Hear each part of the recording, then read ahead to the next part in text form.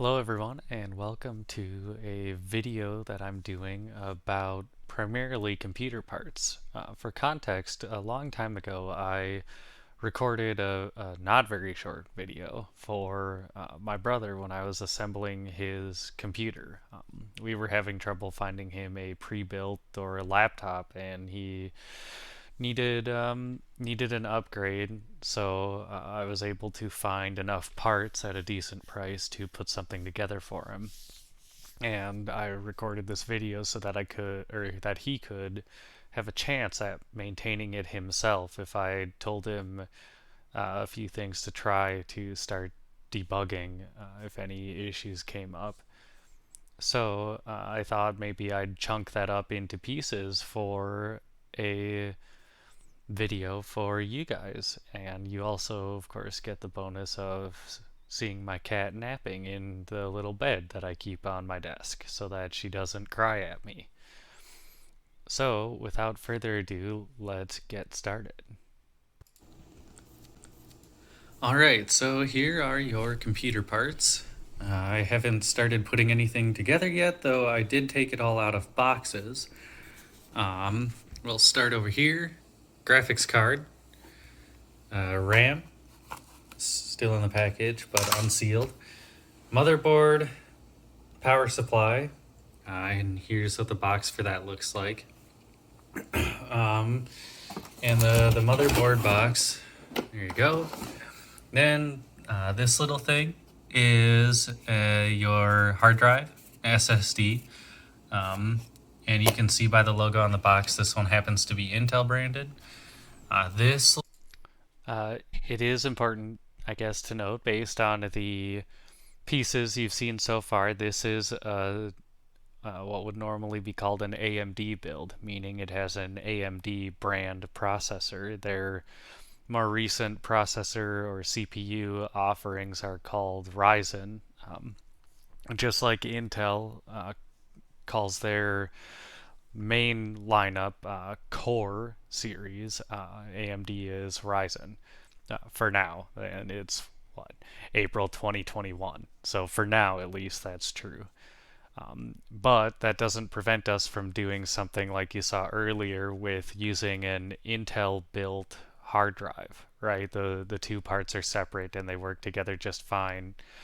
The I won't go into the type of hard drive in the video. Maybe I will if somebody wants later in a separate video, but that specific type of hard drive is only one kind. There are many. There are some that have little spinning disks in them. There are some that look more like something you would find inside of an older laptop, and this one was a fairly new style of hard drive, and it's convenient for a few reasons, but one of them is cabling, which you'll see later.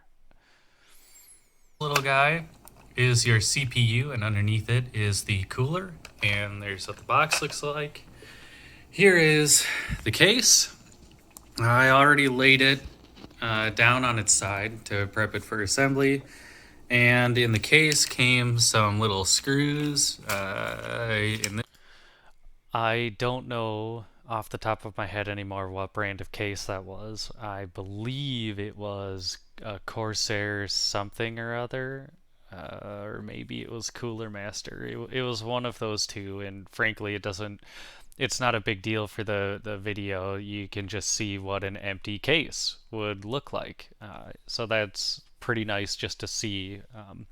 And it is to quote, an enthusiast-oriented case, meaning that it has more airflow and things like that than you would maybe see out of a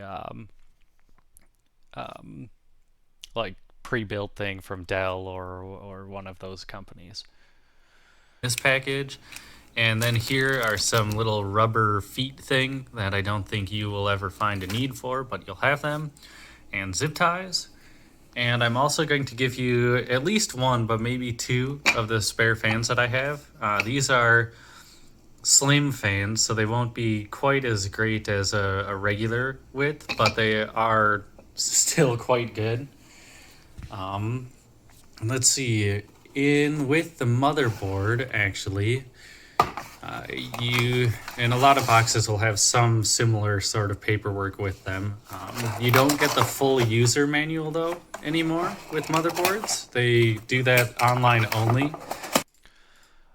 So that's not entirely correct, which I would find when I, well, put together another system later. I did get a motherboard shortly after this that did come with the full manual, meant for, just like an enthusiast, somebody putting together their own computer. Um, so some still will, but I more or less stand by the idea that a lot of them don't to save money. So you may have to go to the manufacturer to find the full manual, and the full manual will be a fairly thick book. You'll know if you got it. And that'll come into play later.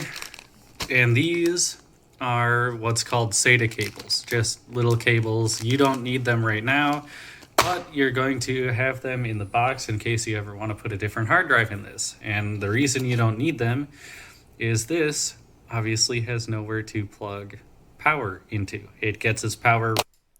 The I'm going to correct myself in a second, but those little cables are for data that are still in the frame in the motherboard box, and you don't need them because the hard drive that style that I chose for my younger brother does not have data transfer through that type of port. It uses the little pins at one end of the hard drive. When you plug that into the motherboard, which will be in another video, it uses those for data transfer and power. Instead of using these small cables I was just talking about for data, and then ones you'll see later with the power supply for power. Right from the motherboard. Or, sorry, data right from the motherboard, not power. Well, power too. But those other cables are data cables. And the power cables that I actually mentioned would be on the power supply. So these guys would be a normal what's called SATA power. But again, you don't need to worry about that right now.